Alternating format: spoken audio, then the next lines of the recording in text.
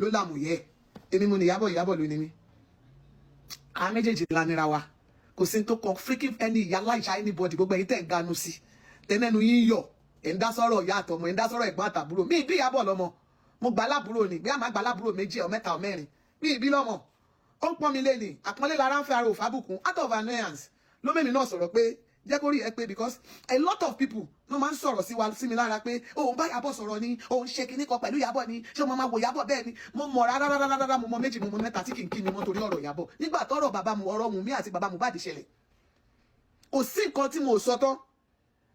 wọ́n bá mi sọ. ẹ̀yin èèyàn wa ìjà Ìyábọ̀ Òjó àti ọba obìnrin ó ti tán o wọ́n ti parí ìjà àwọn méjèèjì. ẹ̀yin èèyàn wa ó ní wípé ó ní ọ̀rọ̀ yìí kì í ṣe ọ̀rọ̀ ìta ó ní ọ̀rọ̀ ẹ̀gbọ́n àtàbúrò nìyí ó ní kì í ṣe ọ̀rọ̀ tí anybody máa dá sí ọba obìnrin ló sọ bẹ́ẹ̀ kì í ṣe mi o. ọ̀rọ̀ èyí kò tẹ̀ wá afẹ́ bára wa jà ọkùnrin pè mí láti Amẹ́ríkà ó sọ̀rọ̀ Ìyábọ̀ mo ní wá jẹ́ n béèrè question kan lọ́wọ́ ẹ̀ ó ní kí n béèrè mo ní jọ ṣé Ìyábọ̀ yẹn jọ báwo describe ẹ̀ báwo ló ṣe rí ó máa ń rí nínú fíìmù ó dẹ̀ máa ń rí mo ní can you imagine ẹni tó mọ̀ rí ẹni tó rí rí ẹni tó gbọ́rọ̀ ẹnu ẹ̀ rí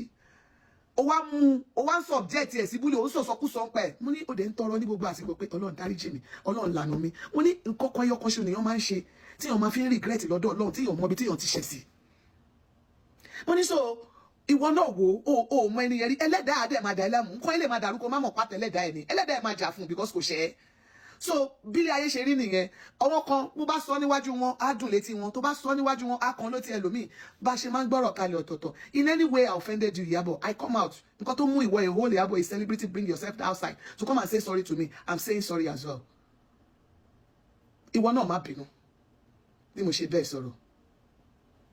má bínú mo ti bẹ̀ mí mo ti gbọ́ ẹni àti ẹ ti sọ̀rọ̀ àti fi gbọ́ ẹ ṣe yẹ̀yẹ́ èmi ọmọ Ìyábọ̀ lórí social media decade díẹ̀ ni mo ti mọ̀ Ìyábọ̀ kì í ṣe bí kò sórí social media la máa ti wá sọ pé a fẹ́ wá jà àbá fẹ́ wá fúdẹ́ dà nǹkan rú no ẹ̀gbọ́n tó kọ ní àwọn grandma prissy gangan mo wà náà wọn ìyá prissy but èmi ò ń jẹ́ nǹkan tó yẹ kó máa brag àjọṣẹ́ra wa ni thank you Yambra àjọṣẹ́ra wa ni ó ti bẹ̀ mí èmi náà dẹ̀ ti bọ́ síta mo ti bẹ̀ ọkọ mi Adùkẹ́mi má bínú àwọn méjèèjì ní ká má bínú àtijọ́ bẹ̀rẹ̀ wa ẹ̀yin èèyàn tẹ́ wíṣì wa dáadáa ṣe mo dúpẹ́ Ọlọ́run àtúnlé àtọ̀nà yín ṣe pípé pọ̀ fóònù mi fẹ́ ya big fish thank you fóònù mi fẹ́ ya pípé yìí pọ̀ ẹ ṣe mo dúpẹ́ ẹ kú àtúnṣe lọ́tún lọ́sì ìyá Esabod I'm calling you for the first time to say thank you the way you handle the issue too as well thank you you are a good mother thank you very much so everybody ẹ ṣe mo dúpẹ́ gbogbo ẹ̀yin tẹ́ bú mi náà ẹ ṣe mo dúpẹ́ gbogbo ẹ̀yin tẹ́ bú mi pátápátá Esabod ò dárúkọ mi rí kò pè mí rí ó pè mí for the first time èmi náà ń pè for the first time mi ò pè rí oríṣi ọlọ́rọ̀ mi oríṣi ọ̀tá mi oríṣi ọ̀rẹ́ mi èmi náà ń pè for the first time for saying thank you very much ma ẹ ṣé mo dúpẹ́.